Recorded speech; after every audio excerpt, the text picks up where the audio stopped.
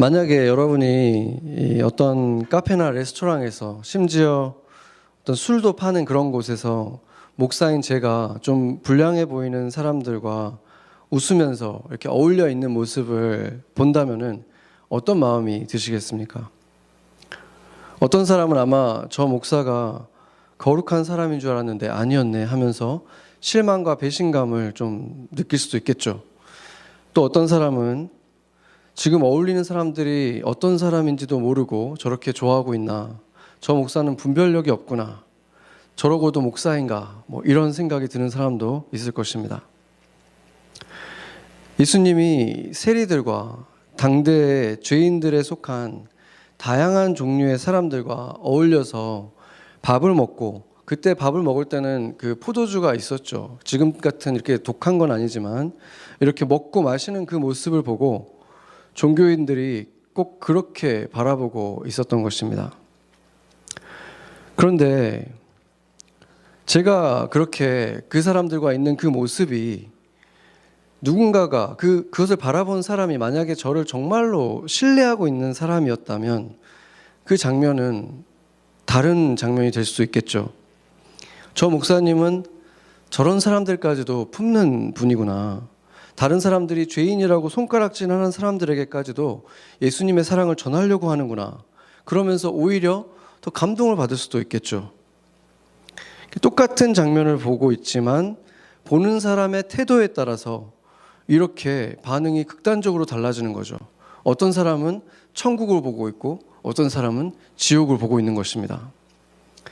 이 성경적인 세계관으로 보면은, 세상을 보면은 이 세상에서는 천국을 경험하는 것도 지옥을 경험하는 것도 가능하다는 것이죠. 그래서 사실상 일생에 있어서, 우리 인생에 있어서 경험하는 굉장히 많은 일들이 이 천국과 지옥이 어느 정도 비율로 섞여 있는 일들이라는 것을 알 수가 있습니다. 그래서 우리가 인생을 바라보고 내 삶에 일어나는 일들을 바라볼 때 내가 어떤 안목을 가지고 바라보느냐에 따라서 나의 반응도 크게 달라질 것이고 결국 우리의 인생도 크게 달라진다는 것입니다. 사탄은 우리가 불만을 가질 만한 일들의 현미경을 가져가서 우리에게 보여줍니다. 내게 없는 것, 부족한 것에 내 주의를 집중하게 만드는 것이죠. 태초의 죄가 어떻게 시작되었는지 보면은 그 패런이 똑같이 있는 것이죠. 수만 개의 아름다운 보암직도 하고 먹음직도 한 열매들이 있었는데 그 수만 개의 나무가 갑자기 하나도 안 보여요. 그냥 나무 하나만 딱 보이는 거예요. 하나님이 금지한 그 열매 하나가 주의를 사로잡고 다른 거는 안 보이는 거죠. 그래서 우리가 눈을 뜨고 진실을 보지를 못하면 어느새 사탄이 보여주는 것만 우리 눈에 중요하게 보인다는 것입니다. 요즘에 현대인들을 어떤 그 학자분이, 교수님이 포노 사피엔스 이렇게 부르더라고요. 핸드폰이 손에 붙어 있는 인종, 이렇게 인류 이렇게 해가지고, 그러니까 정말 24시간 우리 손에서 잘 안 떨어지잖아요. 근데 그게 하나의 창문 같은 스크린이 정말 그 총천연색 울트라 HD로 우리 손에 붙어 있는데 거기에서 우리에게 보여줄 것이 정말 은하계의 별보다도 많잖아요. 끝도 없이 우리한테 계속해서 쏟아지는 거죠. 그렇기 때문에 우리가 애를 쓰지 않으면, 진실을 보기 위해서 애를 쓰지 않으면 결국은 사탄이 보기 원하는 것만 우리는 계속 보게 되어 있다는 것입니다. 그래서 내 삶에 불만이 많아지고 있다 그러면은 내가 그 사단이 보여주는 것에 계속 지금 주의를 집중하고 있지 않나? 한번 체크해 봐야겠죠. 그게 싫다면, 내가 거기에 계속 빠져드는 게 싫다면은 그렇게 해야 되잖아요. 어떤 일이 일어나냐면 거기에 빠지게 되면은 다른 사람들이 그렇게 중요하게 안 느껴져요. 가치 있는 존재이고 내가 뭔가 도와줘야 되고 서로 도움을 주고받아야 될 이웃으로 느껴지지가 않아요. 그냥 어떤 한 존재, 그냥 그렇게 느껴지기 시작한다. 인간이 인간으로 안 느껴지기 시작한다. 그러면 뭔가 내가 지금 잘못된 거죠. 그 존재에 대해서 불만을 느끼고 있을 수도 있고 시기를 느끼고 있을 수도 있고 어떤 분노를 보이지 않는 분노를 느끼고 있을 수도 있습니다. 그렇기 때문에 예전에는 어떻게 보면은 그런 것들이 많지 않았을 때는 그냥 이렇게 새로운 게 나왔네, 이렇게 재밌는 게 나왔네, 그런 게 몇 개 안 되니까 그런 걸 찾아볼 수도 있었던 시대도 있었지만 지금은 가만히 있어도 막 쏟아지기 때문에 이제는 그런 거를 차단해야 되는 시대가 왔다는 것입니다. 일부러 이게 편하지만 일부러 불편한 길을 가고 이게 너무 눈에 들어오지만 일부러 안 보고 눈을 감고 그러지 않으면 우리 영혼이 휩쓸려 다닌다는 거예요. 그러니까 음식의 금식보다 스크린의 금식이 지금은 너무 필요한 시대라는 것입니다. 심지어 세상의 기업들도 막 애플도 그걸 막 보여줘요. 스크린 타임 몇 시간 봤다 막 이런 거 보여주잖아요. 이번 주에 몇 시간 봤다. 그렇기 때문에 우리가 눈과 마음을 맑게 하기 위해서는 정기적으로 그것을 이렇게 제외한 시간들을 갖는 노력들이 필요하고 그 시간에 뭘 해야 되냐면 나의 내면을 들여다보는 시간을 가져야 되는 것입니다. 근데 성경은 우리가 보라 새 것이 되었도다 이렇게 말씀하잖아요. 새 것이 되었다고 말을 하는데 새로운 생명으로 다시 태어났다고 말을 하는데 우리가 거울을 보면은 우리의 모습은 여전히 그대로 있잖아요. 그러니까 지금 새롭게 태어났다는 그 말은 지금 이 외모하고는 거의 상관이 없다는 걸 알 수 있죠. 뭐가 새로 태어난 것입니까? 나의 내면, 영이, 내면 안에 있는 이 영이 새로 태어난 거예요. 요한복음 3장 3절을 보면은 같이 한번 읽어보겠습니다. 예수께서 대답하여 이르시되 진실로 진실로 내게 이르노니 사람이 거듭나지 아니하면 하나님의 나라를 볼 수 없느니라. 아멘. 그러면은 새롭게 태어난 영, 하나님 나라를 보는 영은 어떻게 생겼을까요? 영이니까 보이지 않는 거니까 모습이라는 거, 형태라는 게 존재하지 않을까요? 그럴 리가 없는 거죠. 그렇다면 천국도 보이지 않으니까 형태나 모습이 없다고 해야 되는 거잖아요. 그렇지 않죠.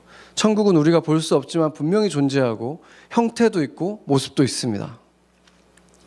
그래서 우리의 영도 모습이 있고 형태가 있다는 거예요. 그리고 사실은 그 모습이, 나의 영의 모습이 지금 이 껍질보다 훨씬 더 오랜 시간 동안, 사실은 영원 시간 동안 나라는 존재를 보여주는 나의 모양이 된다는 것입니다.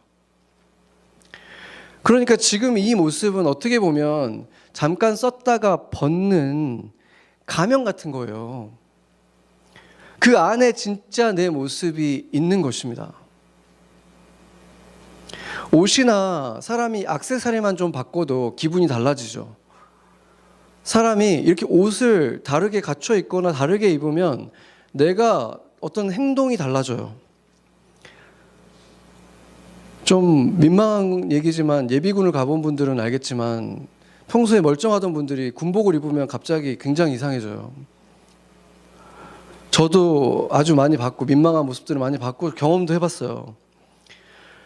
그렇다면은 이 옷만 바꿔 입어도 우리가 그렇게 달라진다면 내가 지금 가지고 있는 이 외모가 내가 마음에 들든 안 들든 지금 내 거울을 보면 보이는 내 얼굴 있잖아요. 내 이 모습, 이게 내 내면에 끼치는 영향은 얼마나 크겠습니까? 이것이 우리를 지배하고 그런 사람으로 계속 만들어가는 거예요. 내 외모가 내가 돼버리는 거예요.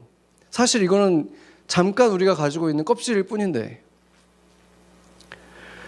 우리 안에 영혼이 있다는 사실을 안다면, 그리고 그 영혼은 우리가 가꾸는 만큼 아름다워질 수 있다는 것을 안다면, 이 껍질은 갖고 봐야 뭐 얼마나 더 좋아질 수 있겠습니까? 그렇지만 나의 영혼은 무한한 가능성을 가지고 있는 거예요. 무한하게 더 아름다워질 수 있는 가능성이 있다는 거예요. 그렇다면 우리는 어디에다가 더 신경을 써야 되겠습니까? 그래서 우리 초등학교 때 선생님들이 얘기해 줬잖아요. 마음이 예쁜 사람이 진짜 예쁜 사람이야. 마음이 멋진 사람이 진짜 멋진 사람이야, 이렇게 얘기해 줬잖아요. 그런데 우리가 세상 살아가면서 왠지 그건 거짓말같이 많이 경험을 많이 했잖아요. 거짓말같이. 그렇지만 영원에서는 그게 진실이라는 것입니다. 민망하지만 제가 좀 제 이야기를 조금 하자면은, 뭐 지금도 단점이 너무 많고 성품도 그렇고 다듬어야 될 곳이 너무 많은 사람이긴 한데, 제가 가끔 가다가 이제 제 옛날 모습에 대해서 이제 나중에 이제 지금 저를 아는 사람, 이제 저를 아는 사람들하고 대화를 하다가 얘기를 하게 될 때가 있어요. 예전에 내가 뭐 이런 걸 했고 막 이런 얘기를 하면은 눈이 동그래져요. 진짜 설마, 상상이 안 돼요, 이런 말을 하면 제가 기분이 좋아져요. 되게 흐뭇해지고. 예를 들면 제가 정말 담배를 많이 폈었어요. 굉장히 오랜 시간 동안 폈었어요. 상상이 되십니까?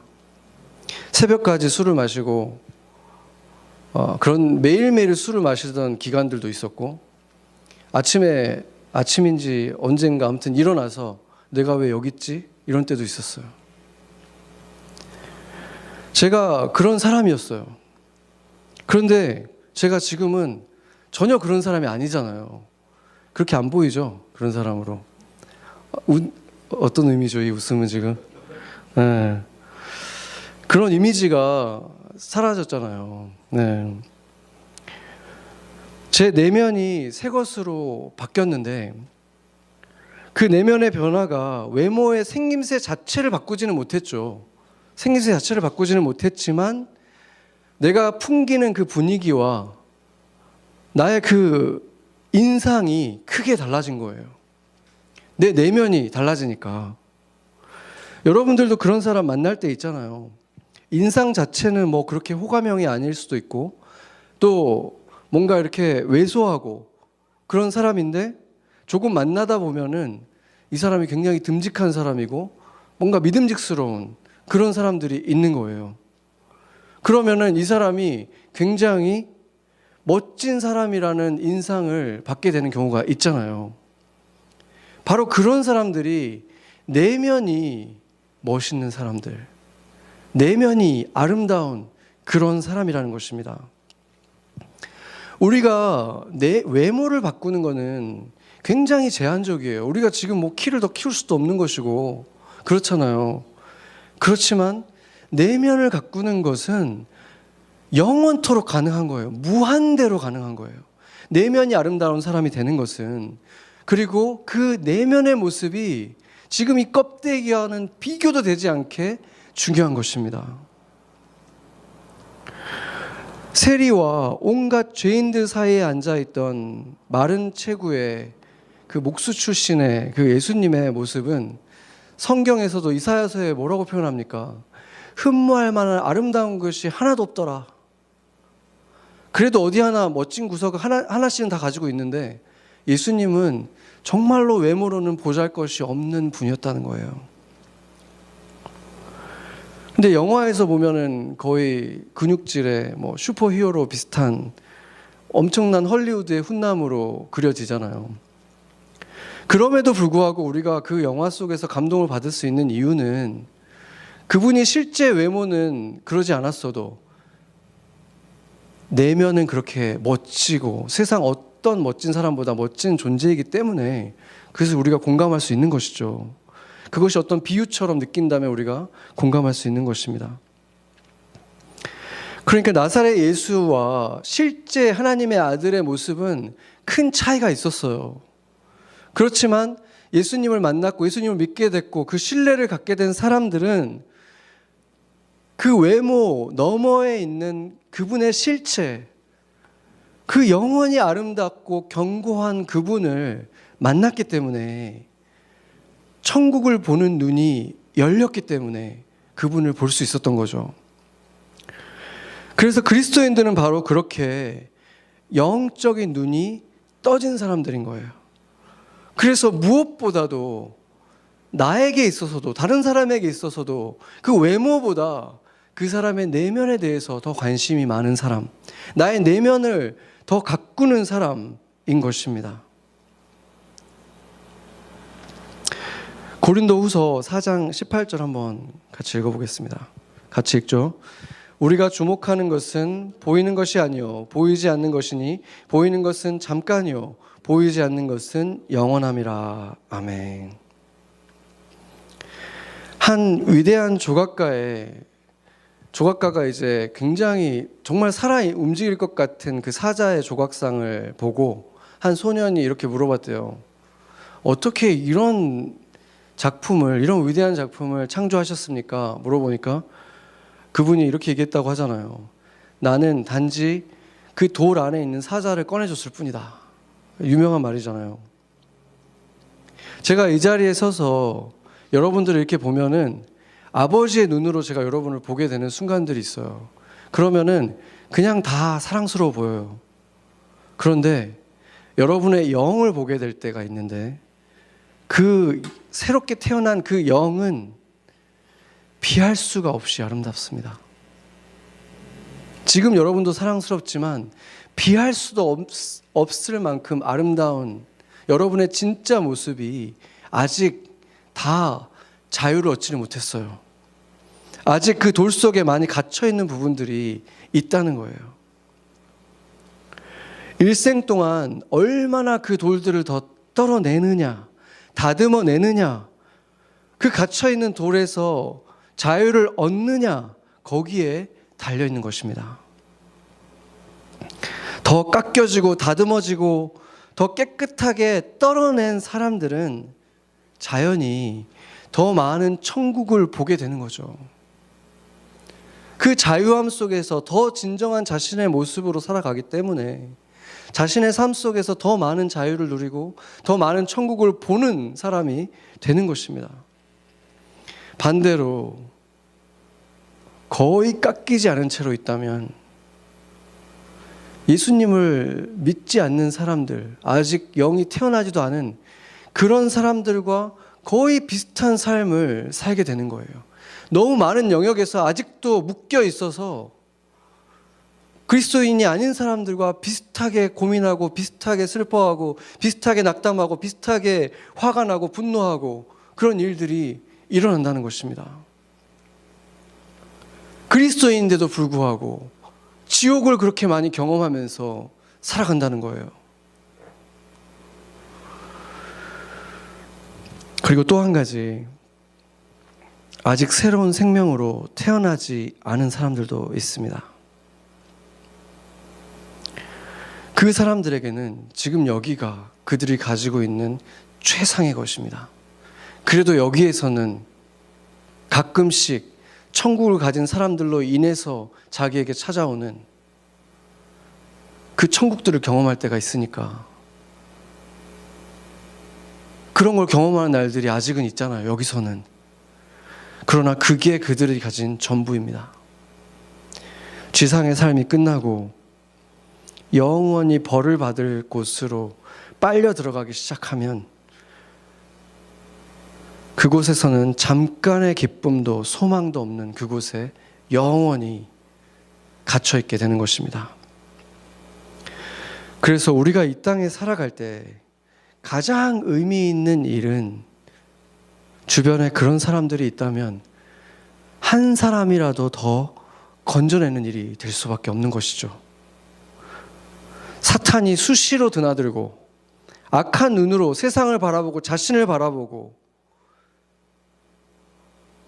그렇게 그런 비참함 속에서 살아가고 있는 그 사람들을 구원해 줄 수 있는 길을 열어주고 기회를 만들어주고 그 기회는 그들이 가진 이 짧은 일생 이거밖에 없어요. 그래서 이런 사람들을 건져내기 위해서 그게 어떤 모습이든지 간에 그것을 위해서 일생 동안 힘쓰는 것, 그것이 바로 예수님이 우리들에게 가르쳐 주시고 보여주시고 명령하신 새 생명을 가진 사람들이 자기 자신의 그 내면을 깎아내고 다듬는 하나님의 방법인 것입니다. 그 두 가지가 분리된 일이 아니에요. 동시에 일어나는 것입니다. 예수님은 오늘 본문에서 죄인을 부르러 오셨다, 이렇게 말씀을 하셨죠. 죄인을 구원하기 위해서 죄인들을 찾으러 지금 오셨다, 이렇게 말씀하신 거죠. 그러니까 지금 예수님이 죄인들이랑 어울리는데 와가지고 나는 죄인이 아니고 이들은 다 죄인이잖아 라고 말했던 이 사람들, 종교인들, 그 시대의 의인들, 이 사람들에게는 예수님이 이렇게 말하는 거예요. 너희는 자칭 의인이라고 하니까 너희는 내가 필요 없잖아, 이렇게 말하는 것입니다. 그렇기 때문에 절대로 구원받을 수 없는 종류의 사람들은 바로 이런 사람들이에요. 나 정도면 꽤 괜찮은 사람인데 나 정도면 착한 사람이지, 나 같은 사람만 많아도 세상은 좋아지지, 이렇게 생각하는 사람들, 이렇게 자신을 의롭게 생각하는 사람들이 소망이 없는 사람들입니다. 반대로 나 같은 사람도 용서받을 수 있을까요? 나 같은 사람도 하나님께 나올 수 있을까요? 이런 사람들이 바로 은혜의 길에 들어선 사람들인 것입니다. 누가복음에 보면 바리새인과 세리의 기도를 비교하는 장면에서 바리새인은 어떻습니까? 감사의 기도를 가장한 자화자찬을 막 하고 있잖아요. 나는 이런 죄인들과 달라서 감사합니다. 나는 이렇게 훌륭하고 의로운 사람이라서 감사합니다. 자랑하고 있는 거예요. 그리고 실제로 겉으로 보면 이 세리하고는 비교도 안 되는 의로운 삶을 살고 있었죠. 바른 삶을 살고 있었어요.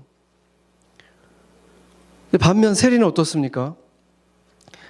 고개를 하늘로 들지도 못한다 그래요. 그리고 성전에서도 멀리 떨어져 있어요. 바리새인은 저 앞에 앉아 있는데 이 죄인은 죄인이라고 생각하니까 가까이 가지도 못하고 가슴을 치면서 이 죄인을 불쌍히 여기소서 이러고만 있는 거예요. 그게 기도입니까? 이 죄인을 불쌍히 여기소서. 그런데 예수님은 이 둘 중에 이 세리의 기도를 받으셨다는 거예요. 이 세리가 은혜를 받았다는 거예요. 누가복음 18장 14절 한번 같이 읽어보겠습니다. 같이 읽겠습니다. 내가 너희에게 이르노니 이에 저 바리새인이 아니고 이 사람이 의롭다 하심을 받고 그의 집으로 내려갔느니라. 무릇 자기를 높이는 자는 낮아지고 자기를 낮추는 자는 높아지리라 하시니라. 아멘. 만약에 여러분 중에 자신이 그리스도인이라고 말하는 사람들 중에 예수님께 한 번도 저 말을 해본 적이 없다면, 그리고 그 이후로도 한 번씩 그 말을 하는 순간이 오지 않는다면 두려운 일이지만 아마도 아직 새롭게 태어나지 못한 분들일 가능성이 높습니다. 그런 분들은 정말로 하나님 나라를 원한다면, 다시 태어나길 원한다면 할 수 있는 것은 하나밖에 없어요. 마음을 낮추는 것입니다. 겉으로 겸손한 척하는 거 말하는 게 아니에요. 그냥 봉사를 하고 뭔가를 하면서 이 정도면 하나님께 내 본분을 다한 건가? 이런 거 말하는 거 아니에요. 그런 것들은 오히려 그들을 더 교만하게 만들 뿐인 거예요. 실제로 마음을 완전히 낮추고 정말 이 세리처럼 얼굴을 들 수 없을 정도로 부끄러움을 가지고 주님께 가슴을 치며 주님 이래도 저를 자녀로 봐주십니까? 하는 그 순간들이 있는 사람들, 그렇게 회개한 사람들이라는 것입니다.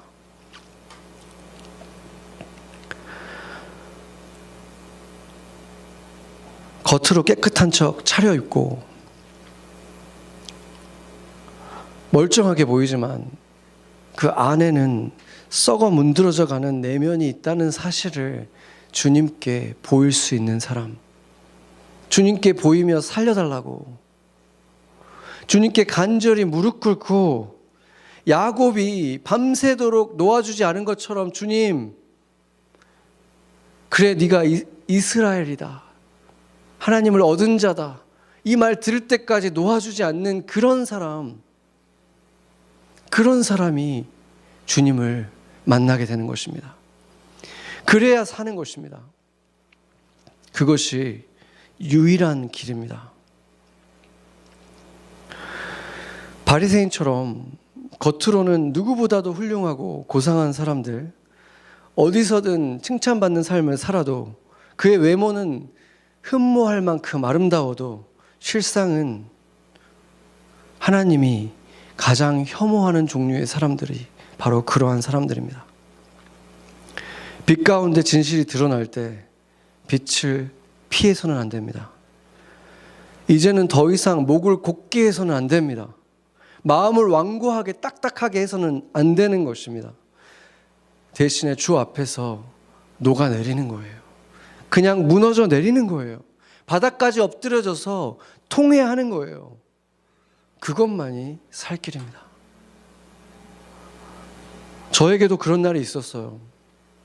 교회를 처음 다니기 시작했고 기쁨이 있었고 재밌었어요. 그런데 어느 날 갑자기 누가 회개하라는데 아무리 생각해도 나는 회개할 게 없는 거예요. 내가 뭘 그렇게 잘못했나? 나 정도면 괜찮지. 근데 곰곰이 생각하기 시작했어요. 내가 회개라는 게 뭘까? 그런데 그 순간에 기억을 잃을 정도로 내 인생의 부끄러움들이 다 내가 정말로 하나님 앞에 부끄러움이 없는 사람이 아니라는 사실이, 너무 그 진실이 내 눈앞에 다 펼쳐지는 거예요. 정말 엎드려져서 얼마를 울었는지 모르겠어요. 그 순간이 제가 무너진 순간이고 녹아진 순간이고, 그때로부터 저는 진정한 그리스도인이 됐습니다. 그 순간이 필요한 거예요. 그 순간이 있어야만 우리는 살 수 있습니다. 주님이 병든 세상에 의원으로 오신 것 같다는 이 비유를 볼 때, 주님이 세상에 보내시고 또 세상에 남겨놓으신 이 주님의 몸된 교회는 당연히 이 병든 자들을 치유하는, 이 병든 세상을 치유하는 역할을 해야 한다는 것은 너무나 명확한 사실이죠. 그래서 한국도 그렇고 세계 어느 나라를 가든 최초의 병원들을 세운 분들이 대부분 다 선교사님이고, 또 문맹을 퇴치하고 자신의 그 존귀한 가치를 깨닫게 하기 위해서 학교들을 지은 분들도 대부분 다 선교사님들이에요. 그래서 그 몸이 아파서 신음하던 자들이 그 병 고침을 받으면서 예수를 믿게 되고, 자기 자신이 정말 무가치하게 느꼈던 사람들이 배우면서 아, 내가 이렇게 가치 있는 존재구나 그러면서 성경을 배우고, 그런 일들이 교회를 통해서 전 세계에서 일어나 왔습니다. 그렇게 중요한 일들을 교회가 정말 예수 그리스도의 몸답게 감당해 온 것입니다. 그렇다면 이제 예수님을 안 믿는 사람들도 세운 병원들이 더 많아지고, 안 믿는 학교들이 더 많아지고, 그 학교들이 더 잘 나가고, 이런 지금 사회 속에서 우리가 살아가고 있는데, 이제 우리는 무엇을 해야 되는 것입니까? 병원이 없는 것도 아니고 학교가 없는 것도 아니고, 교회는 이제 무엇을 해야 될까요? 새들백 교회 릭 워렌 목사님은 목적이 이끄는 삶이라는 책을 통해서 현대인들의 불행의 이유가 그들의 삶의 목적을 알지 못하기 때문이다, 이렇게 진단을 하고, 그 목적이 있는 성경을 통해서 그 목적이 있는 삶을 살 수 있도록 그것을 도와주는 굉장히 엄청난 그 패러다임을 만들어냈죠. 그래서 전 세계적으로 그 책은 베스트셀러가 되고, 그렇게 해서 또 많은 교회들이 세워지기도 했습니다. 또 긍정의 힘이라는 책을 쓴 조엘 오스틴 목사는 부정적인 사고방식이 지금 인류의 현대인들의 문제로 본 것 같습니다. 그래서 부정적인 생각들을 버리고 더 희망적인 긍정적인 희망으로 세상을 바라볼 수 있도록 성경에 있는 그 내용들을, 소망의 내용들을 가지고 와서 가르치고 그걸 설교하고, 그래서 많은 교회들이 또 세워졌습니다. 그러한 교회들이. 또 힐송 처치의 설립자 브라이언 휴스턴은 딱딱하고 권위적인 교회에서 사람들이 기가 죽고 풀이 죽어서 더 이상 젊은이들이 교회로 오질 않으니까 교회를 향하는 발길이 계속 끊긴다. 그러니까 그는 이렇게 진단한 것이죠. 그래서 그의 목회 철학은 방문자가 돌아갈 때 기분이 좋아져서 돌아가게 하라. 이렇게 자신의 후배 목사들이 힐송 처치를 이제 세계에 개척할 때 그 말을 해줬다고 합니다. 그게 그 교회의 모토인 거예요. 방문자들이 기분 좋아져서 돌아가는 것. 그것뿐 아니죠. 또 화려한 콘서트 방식의 예배로 전혀 교회 가본 적 없는 사람들도 너무 자연스럽게 융화될 수 있는 그런 분위기를 만드는 것은 이제 전 세계의 하나의 새로운 표준이 됐습니다. 이 교회들에서 예수 그리스도의 이름이 선포되지 않는다, 복음이 선포되지 않는다, 이런 비판을 지금 하는 것이 아닙니다. 이 교회들을 통해서 새로운 그 패러다임들이 생기고 그걸로 인해서 많은 교회들이 세워지고 숫자적으로 늘어난 교회들이 많이 있었는데 그게 어떤 의미인가 우리가 보려고 하는 것입니다. 저 자신도 이 교회들이 만든 음악에 또 그 예배들 메시지를 온라인으로 보면서 정말 많은 은혜를 받고 또 많은 것을 배웠습니다. 그런데 제가 목사가 되고 나서 그 메시지를 볼 때 의문이 생겼어요. 만약에 그 교회의 메시지만 내가 듣는다면, 만약에 어떤 다른 종교를 가졌던 사람이 그 교회에서 나오는 그 메시지들만, 그 흐르고 있는 그 맥락을 계속 보게 된다면 이 사람들은 기독교를 뭐라고 생각할까?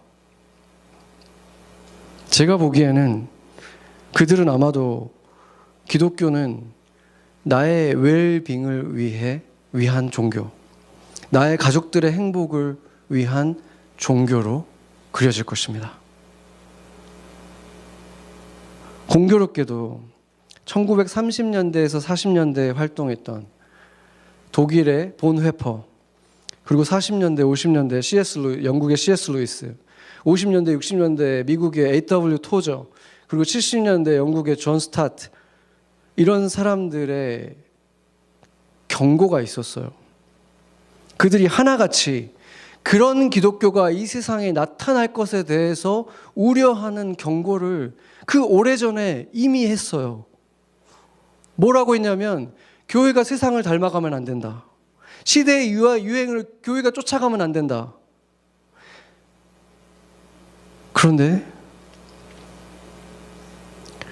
지금의 교회들의 모습을 보면 종교 소비자들의 입맛을 맞춰주고 그것으로 서로 경쟁을 하고 있습니다. 초대형 쇼핑몰이 등장하자마자 초대형 교회가 생긴 것이 우연입니까? 아니면 그것에 익숙한 소비자들을 위해서 교회가 입맛에 맞춰준 것입니까? 왜 본 회퍼나 C.S. 루이스나 토저 같은 시대의 선지자로 불렸던 사람들이 이런 현상에 대해서 심각한 우려를 표했겠습니까? 교회를 다녀왔을 때 기분이 좋아지고 쇼핑몰처럼 다녀오기 편하고 재밌는 것이 뭐가 문제입니까? 기왕 교회 가는 거 그런 것도 있으면 좋지. 그런데 만약에 인생의 목적을 느끼지 못하는 이유가 예수를 몰라서가 아니라 예수께 참으로 무릎을 꿇지를 않았기 때문이라면,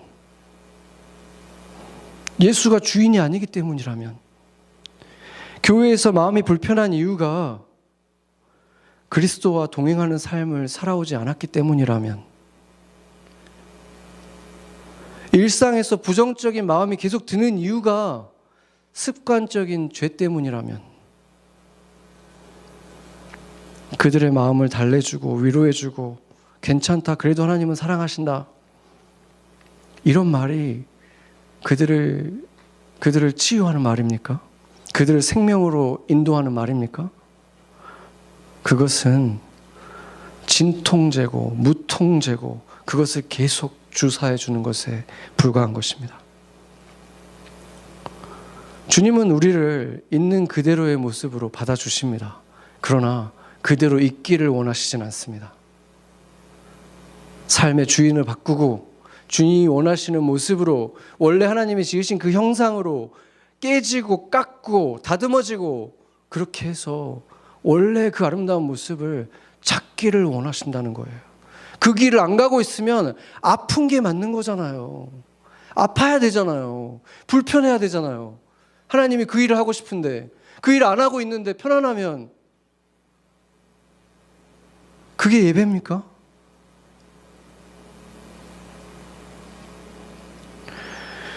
예수님과의 관계가 거의 전무하면서도 예배를 드릴 때면 기분이 좋고 편안하고 재미있다면, 찬양이 웬만한 콘서트보다 더 화려하고 인도자들이 노래를 가수들보다 더 잘하는 것이 문제될 것은 아무것도 없습니다.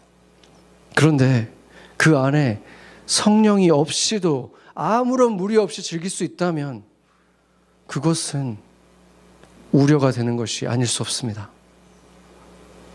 선지자들은 하나같이 그것을 경고한 것입니다.